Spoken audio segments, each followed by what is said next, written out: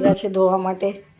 હવે ઉતારીને થોડું અહીંયા ઝાડા. કૃષ્ણ, રાધે રાધે, જય દ્વારકાધીશ, હર હર મહાદેવ.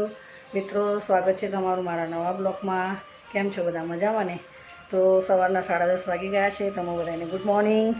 અને મિત્રો, ચેનલ પર નવા હોય તો અમને સબસ્ક્રાઈબ કરજો અને વિડીયો સારો લાગ્યો તો લાઈક શેર કોમેન્ટ કરજો. અને જો મારું કામ ઉતારી દીધા છે ધોવા માટે.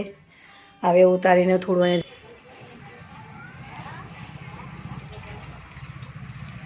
ઘોડો સાફ કરી નાખ્યો, ઘસી કાઢ્યો મસ્ત મજાનો બન્યો.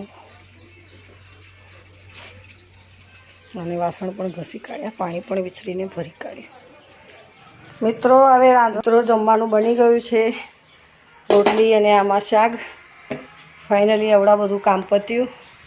જો વાસણ ઘસીને મસ્ત ગોઠવી કાઢ્યા અને ગોળો પણ મસ્ત ગોઠવી કાઢ્યો ઘસીને. અને એક અહીંયા મૂક્યો છે, કેમ કે વધારાના વાસણ નથી મૂકતા અમે, વાપરવા જેટલા જ. એટલે એક ધોઈને અહીંયા મૂકી દીધો, વાપરતા જ નથી ને આ બધા અંદર. તો બહુ 11:30 વાગી ગયા અને આજે લેટ થઈ ગયું, કેમ કે આ ઘરનું કામ ચાલુ હતું એટલા માટે. મિત્રો, 11:30 વાગી ગયા છે અને ફાઇનલી મારા ઘરનું કામ હમણાં ફિનિશ થયું. કાલનું ચાલુ હતું સફાઈ કામનું. તો મસ્ત બધું સાફસૂફ કરી કાઢ્યું, કેમ કે કાલે છે હરિયાળી અમાસ.